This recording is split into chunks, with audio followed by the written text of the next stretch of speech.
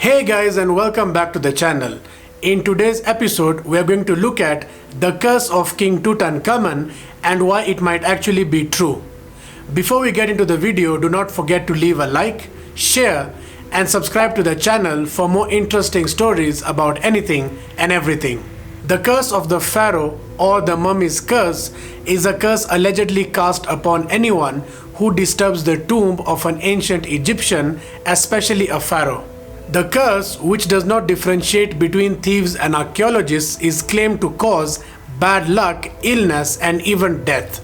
Since the mid-20th century, authors and documentaries have argued that the curse is real in the sense of having scientifically explicable causes such as bacteria or radiation. Late in 1922, the British archaeologist Howard Carter discovered the tomb of Pharaoh Tutankhamun, who died in 1323 BC, aged about 18, in the Valley of the Kings across the Nile from Luxor in Egypt. Pharaohs had been buried there from the 16th to the 11th century BC. Most of the tombs had been plundered in the early times, and Tutankhamun's was the first to be found, almost entirely undisturbed. The 5th Earl of Carnarvon, a keen amateur Egyptologist who was financing the project, joined Carter and his team to enter the burial chambers, where they found the young pharaoh's mummified body and a wealth of religious objects, wall paintings, and inscriptions, as well as equipment he would need in the afterlife. The discovery created a worldwide press sensation, and stories started spreading about a curse that would befall anyone who dared to break into the tomb of a pharaoh. Sure enough, it wasn't long until the curse started to take shape. The first of the deaths was that of Lord Carnarvon, who financed the excavation project. He had been bitten by a mosquito and later accidentally slashed the bite while shaving. This led to an infection which later resulted in blood poisoning. A study of documents and scholarly articles led the Lancet to conclude that the death of Lord Carnarvon had nothing to do with King Tutankhamun's tomb, refuting another theory that claimed that his death was as a result of exposure to toxic fungi or mycotoxins. The cause of Carnarvon's death was reported as pneumonia supervening on facial erysipelas, a streptococcal infection of the skin and underlying soft tissue. Arthur Conan Doyle told the American press that an evil elemental spirit created by priests to protect the mummy could have caused Carnarvon's death.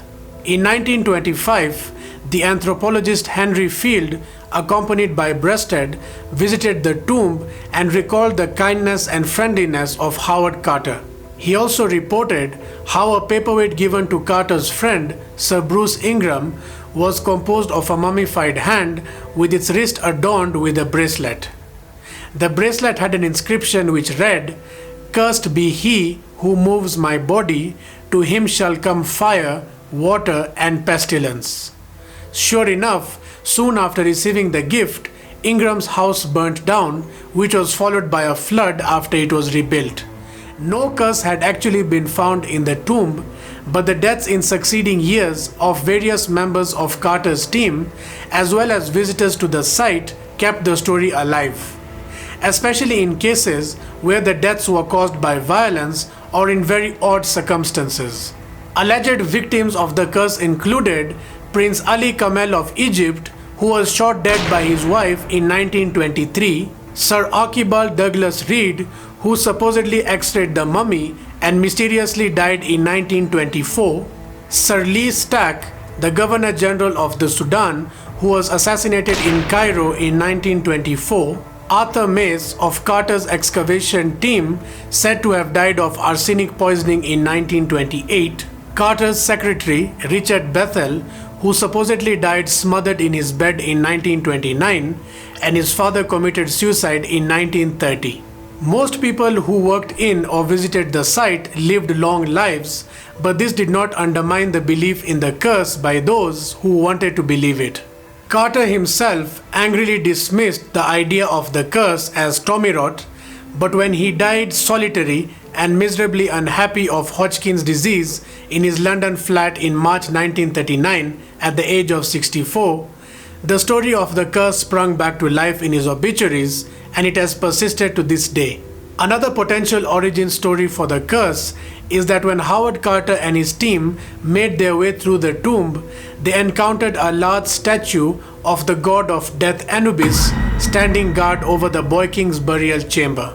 At the statue's feet was a small brick inscribed with a warning. It is possible that the inscription could have inspired the story of the curse. What do you think of King Tutankhamun's curse? Let me know in the comment section down below, and as always, do not forget to leave a like, share, and subscribe to the channel for more interesting stories about anything and everything. Thank you.